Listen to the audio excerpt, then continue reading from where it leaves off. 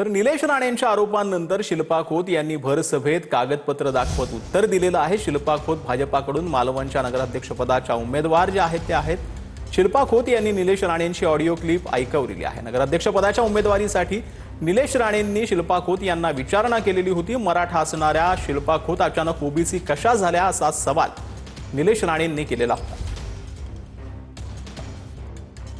कुठे कुणबी आहेत असा कुठेही संबंध दिसत नाही। कुठलाही कागदपत्र त्याला जोडलेला नाही। गावाचा कुठलाही कागदपत्र जोडलेला नाही। फेरफारामध्ये कुठे दिसत नाही।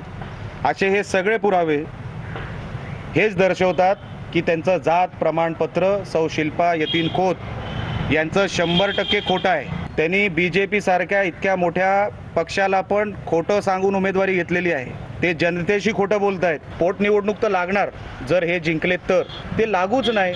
त्यांनी आताच जनतेची माफी मागावी असं आमचं म्हणणं आहे। कशाला तुम्ही जनतेला खोटं बोलून मतं मागताय?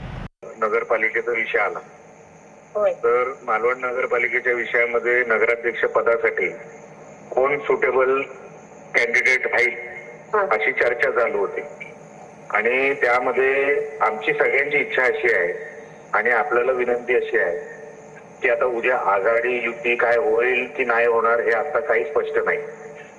पण जर तुमची इच्छा असेल आणि तुम्ही म्हणत असाल तर शिवसेनेकडून तुम्हाला नगराध्यक्ष पदासाठी सगळ्यांचं एकमत आहे तुमच्या नावाबद्दल। तर अजितदादांनी बारामतीत गेल्या अनेक वर्षांपासून काम केलंय असं बावनकुळेंनी म्हटलंय। उपमुख्यमंत्री आणि अर्थमंत्री असल्यानं मतदारसंघाचा विकास जास्त होतोच असं देखील बावनकुळेंनी म्हटलंय। निधी वाटपाचा अंतिम निर्णय मुख्यमंत्री दोन्ही उपमुख्यमंत्री मिळून घेतात असं बावनकुळेंनी म्हटलेलं आहे।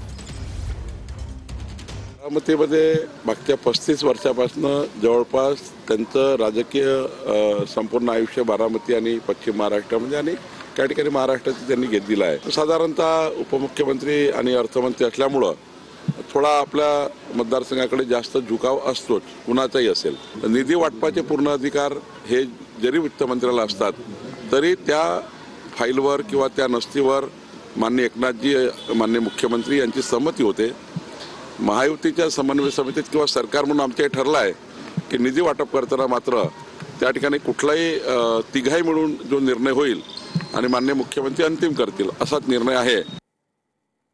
तर जास्त निधी एका शहराकडे वळवला जात असेल तर बाकीच्या शहरांचा विकास कसा होणार? हाकेंचा अजितदादांना हा सवाल पाहायला मिळतोय। दादा फक्त बारामतीचे नेते नाहीत, महाराष्ट्राचेही नेते आहेत असं लक्ष्मण हाकेंनी म्हटलं। दादांवर बारामती इतकीच महाराष्ट्राच्या इतर शहरांचीही जबाबदारी आहे अशी आठवण देखील यावेळेला लक्ष्मण हाकेंनी अजित पवारांना करून दिली। महाराष्ट्रातला बहुसंख्य निधी जर एका शहराकडे वळवला जात असेल तर बाकीच्या शहरांच्या बाबतीत असं घडणारच ना। त्यामुळे दादा हे बारामतीचे नेते नाही आहेत, दादा हे महाराष्ट्राचे नेते आहेत। बारामतीच्या दायित्वाची जेवढी जबाबदारी दादांवरती आहे तेवढीच महाराष्ट्रातल्या इतर शहरांची सुद्धा जबाबदारी त्यांच्यावर आहे। त्यामुळे हे आनंदानं सांगतायत का कसं काय खेद व्यक्त करावा का आनंद व्यक्त करावा असं वाटतं दादांच्या वक्तव्याबद्दल। पण जी भाषा वापरली त्याबद्दल काय म्हणाल? ही भाषा मुळात जबाबदार मॅच्युअर पुढाऱ्याला शोभणारी भाषा नाही। तर राज्याच्या चाव्या या मुख्यमंत्र्यांच्या हातात असतात असं विखे पाटलांनी म्हटलेलं आहे। मुख्यमंत्री ठरवतात चाव्या कुणाकडे द्यायचा असं देखील विखेंनी म्हटलंय। केव्हा तरी गैरसमज दूर करावा लागेल, चाकणकरांच्या वक्तव्यावरती विखे पाटलांनी हा टोला लगावला।